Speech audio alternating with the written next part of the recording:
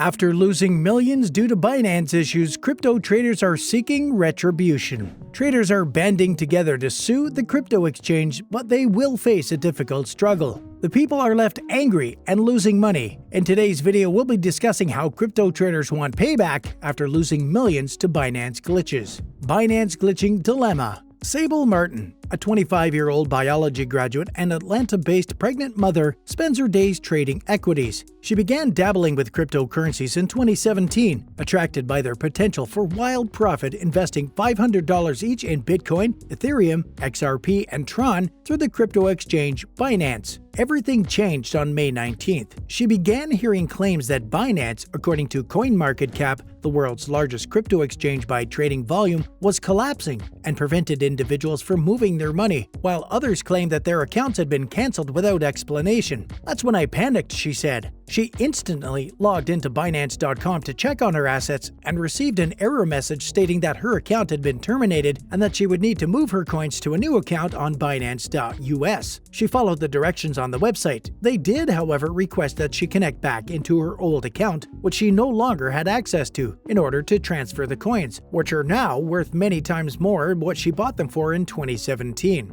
She got in touch with customer service. She received no answer, like many others who reported identical account freezes on Reddit and a Discord server established by dissatisfied Binance users. Martin is one of about 700 crypto traders from dozens of countries who had gathered online to discuss how they can take legal action against Binance after losing access to their accounts without explanation or recourse after losing money when the exchange crashed on May 19th, leaving them unable to move their funds despite their frantic efforts as cryptocurrency prices plummeted. After months of planning and consulting with legal experts, the group has decided to pursue international arbitration, a type of cross-border dispute resolution commonly utilized by multinational corporations in order to hold a completely unregulated transnational organizations with no headquarters accountable. It's going to be a historic case, and it's definitely going to attract a lot of regulators' attention, said Aya Lejnis, an international arbitration lawyer based in Paris who is advising the complainants. Binance is basically operating like a financial institution, but is not encumbered by any of the regulations such an institution would typically have to comply with.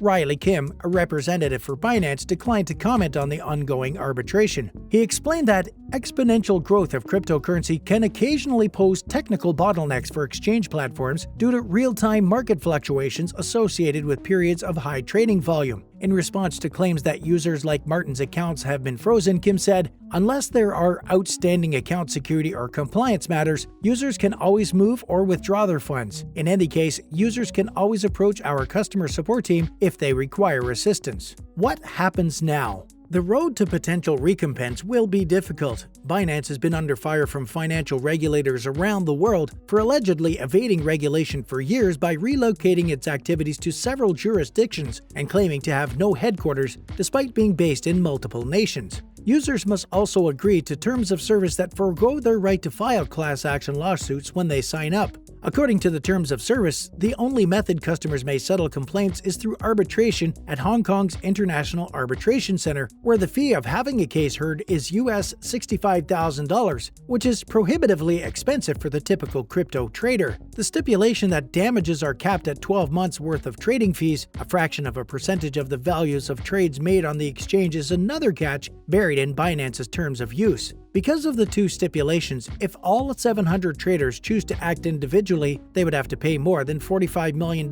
in international arbitration fees for the possibility to recover a fraction of that amount back, according to the terms of service. They do, however, have a secret weapon in the form of Lejnis's and litigation finance strategist David Kay's support. The pair stated Thursday that Kay, through his business Lidi Capital, had contributed $5 million in funding to bring the claim before Hong Kong's international arbitrators, drawing on Lejnis's expertise in litigation and cross-border conflicts. They want an international arbitrator to rule that Binance's contract provisions are unconscionable, a legal concept recognized in most developed countries' case law, including Hong Kong's unconscionability doctrine, and so unenforceable. If they succeed, they will seek compensation in the range of $50 million to $150 million, depending on how many complaints formally sign up for the lawsuit, according to Kay. More than 700 people have joined the Discord channel to discuss their losses so far, but just a small percentage of them have signed the paperwork formalizing the process with the legal team, despite the fact that their losses total more than $20 million.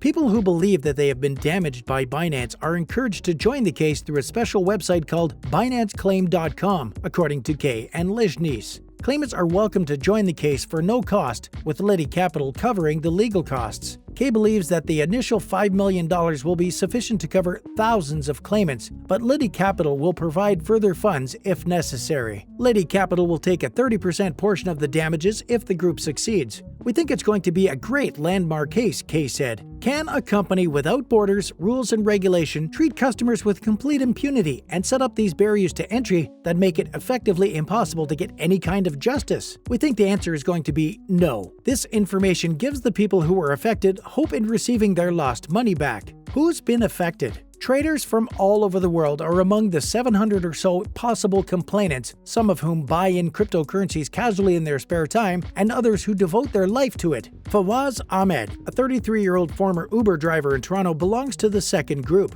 He began full-time trading early last year and would make large wagers every few months. On May 19th, he noticed that the price of Ether was plummeting and decided to close his position and cut his losses. He frantically accessed the Binance app on his iPhone and began pressing the Close Position button to save his coins. There was no action. As he watched his losses increase, he said he tried again and again, opening and leaving the app and calling friends for help for over an hour. "For 50 minutes, I couldn't do anything. I couldn't close, manage, or hedge my position. My hands were literally shaking," he said. Binance eventually liquidated Ahmed's transaction, which is a process that occurs automatically when a bet's losses surpass investors' deposits. He was left with nothing. He claims that if he had been able to liquidate his trade when he wanted, he would still have 3,300 Ether, which is worth almost $10 million today. "It was a very big hit," he said. "Mentally, I was in very bad shape. I wanted to use this money to retire my parents, pay for my siblings' education, and get a house in the future." Binance issued a compensation claim form, which Ahmed completed in the hopes of being compensated. However, he received dozens of accounts from others in the Discord community who had filled out the form claiming they had only been offered a small part of what they had lost, generally up to 30%. Binance eventually offered Ahmed around 20% of what he had lost, according to Ahmed. He and others in the group began looking into more aggressive remedies at that time, including a class action, which their lawyers ruled out due to the contracts they had signed before settling on international arbitration. Ahmed said that he and others just want justice and compensation, and that he has one message for Binance's CEO, Changpeng Zhao: